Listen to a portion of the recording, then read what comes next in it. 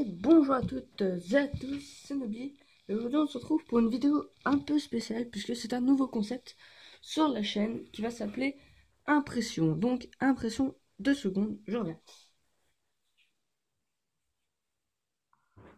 Voilà, donc impression ce sera sur de tout. Des mangas, des jeux vidéo et même des cartes à jouer ou des consoles ou beaucoup de choses. Je vais. Donc aujourd'hui on va s'intéresser à un petit manga du nom de Red Raven. Donc, c'est un manga des éditions Kana fait par Shinta Fujimoto. Red Raven, qu'est-ce que c'est? Donc Red Raven déjà c'est le nom d'une organisation dans ce manga qui lutte contre les délits des mafieux, pardon, excusez-moi, des mafiosos dans ce manga. Donc il y a plusieurs familles qui se disputent des territoires dans le manga. Et donc ce gamin que vous voyez oui, parce que c'est un garçon, s'appelle Andy, et donc on peut lui donner 15 ans à peu près, même peut-être moins.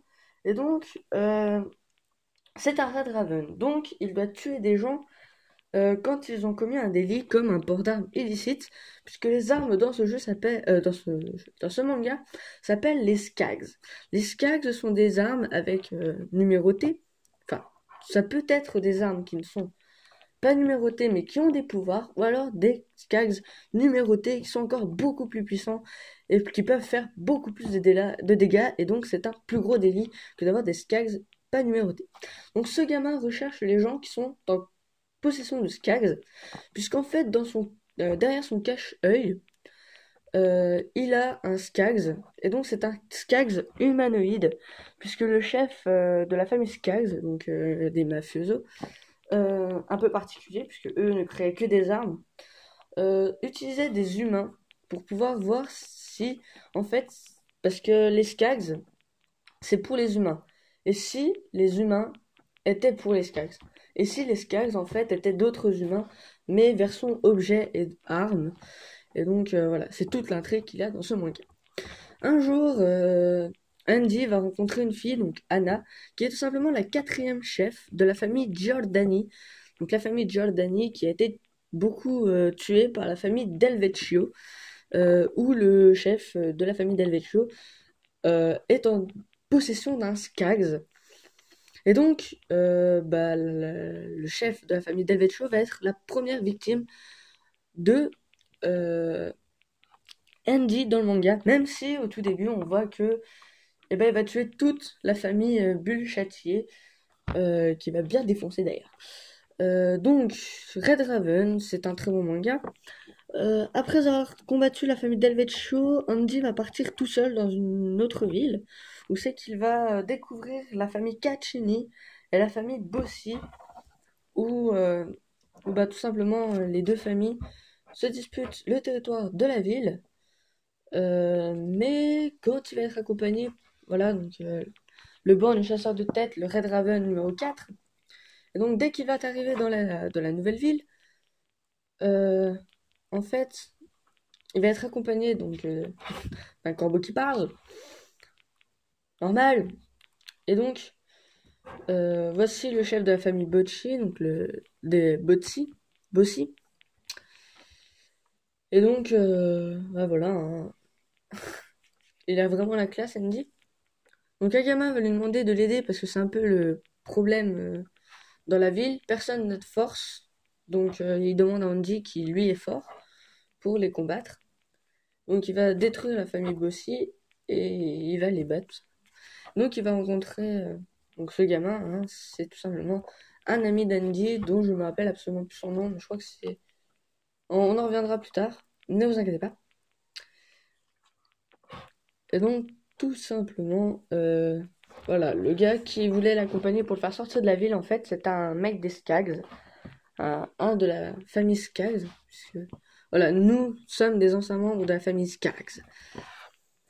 Et donc, après avoir tué la famille Bossi, il était très recherché par la famille Caccini, qui eux s'étaient fait faire tuer beaucoup de leurs personnes de la famille à cause d'un Red Raven, mais c'était un faux Red Raven de la famille Bossi, un mec qui s'était fait passer pour un Red Raven.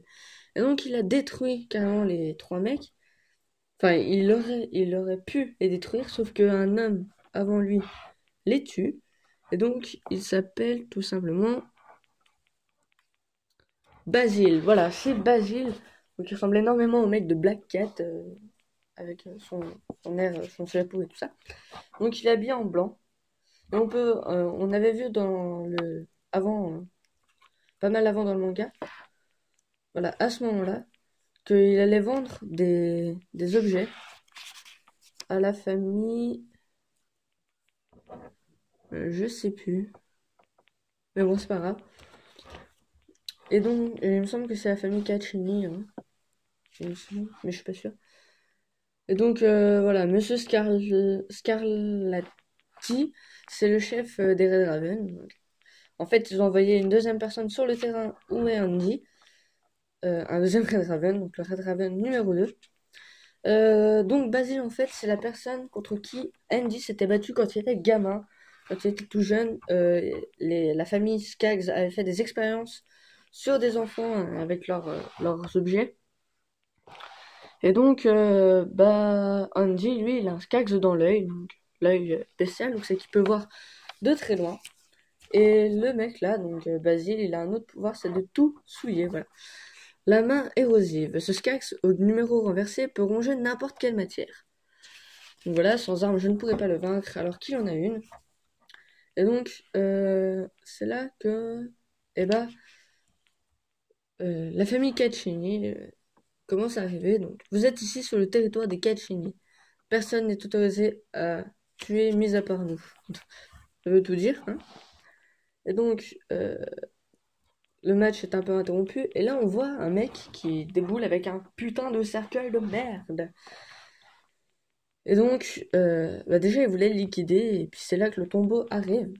Et là, en fait, les Red Ravens sont appelés des bourreaux. Et donc, un deuxième bourreau arrive. Et donc, il s'appelle tout simplement Walter Merkin, Red Raven numéro 2. Donc, ce manga, je l'ai lu en pas longtemps. Hein, je l'avais commencé hier soir, je crois. J'ai terminé avant de partir en ville. Et donc, que dire de ce manga? Et bien, tout simplement, déjà, les personnages, il y en a beaucoup qu'on rencontre dès le premier tome. Je trouve que c'est plutôt beaucoup trop. On apprend qu'il y a déjà une, deux, trois, quatre, cinq familles. On connaît même six. Il y a six familles qu'on connaît, puisque la famille Bulchatier qui a été tuée, la famille Giordanier, la famille Giordani, où c'est que Anna est la quatrième chef. Il y a la famille Delvecchio qui a été détruite, la famille Caccini qui est à le territoire où est Andy, euh, et il y a la famille Bossi qui a été tuée. Et en plus, il y a la famille Skaggs. Donc ça fait énormément de familles, je trouve. Et Red Raven, je ne sais pas s'ils sont comptés comme une famille, parce que c'est une organisation. Faite par le gouvernement d'ailleurs. Et donc, pour les personnages, on en rencontre peu, je trouve. On rencontre trop de personnages, de familles, mais pas assez de personnages et pas assez d'endroits. Par exemple, on connaît Andy, Anna, Basil et le dernier là qui s'appelle Walter Markin. Donc ça fait, oui, donc Anna, Andy, Basil et Walter, plus monsieur, pardon, excusez-moi, petit problème de caméra, plus monsieur Scarlatti, donc Scarlatti, le chef de, enfin le commandant de l'organisation des Red Raven. Donc ça fait quand même Andy, Anna, Basil, Walter, je pense que c'est Walter et Scarlatti. C'est très peu, je trouve, hein, parce que je ne compte pas les chefs dans les personnages, hein, donc ils vont crever. Ça sert à rien de les, de les compter. Donc ça fait 5 ou 6 personnages, je ne sais plus déjà. Plus, bon, Charles le Corbeau. Mais c'est pas vraiment un personnage, puisqu'on ne va pas le rencontrer dans tout le tome 1. Euh, Par contre, très très bon manga, très bonne histoire. J'aime bien les Red Raven avec l'histoire des Skaggs et de ce qui s'est passé il y a 15 ans. Donc il y a 15 ans, en fait, il y a une guerre entre la famille Skaggs et Cassini et euh, comment elle s'appelle déjà? Je perds la mémoire, mais je connais le manga, ne vous inquiétez pas.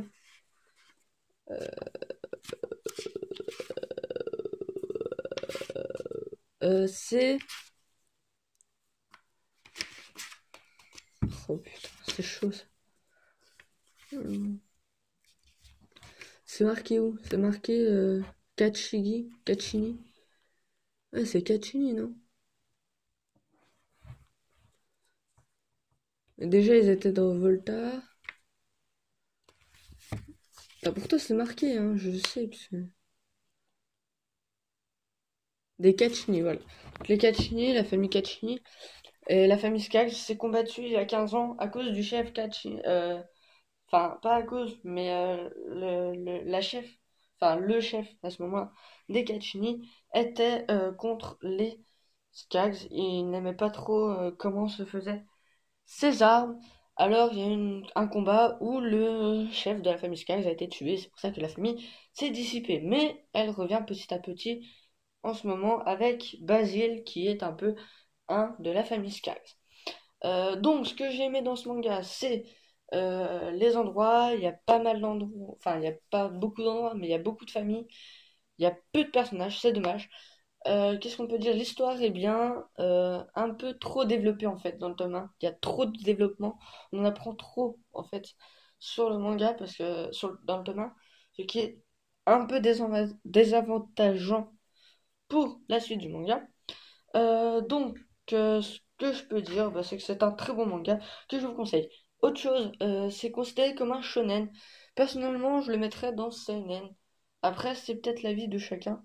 Mais bon, et après, il n'y a pas vraiment de sang. Mais c'est juste la trame, ça fait pas trop shonen, je trouve. Bon, c'était la présentation de Red Raven. J'espère qu'elle vous aura plu. Et donc, ne vous inquiétez pas, ça continue de tourner et je reviens tout de suite. C'est juste à côté. Je reviens.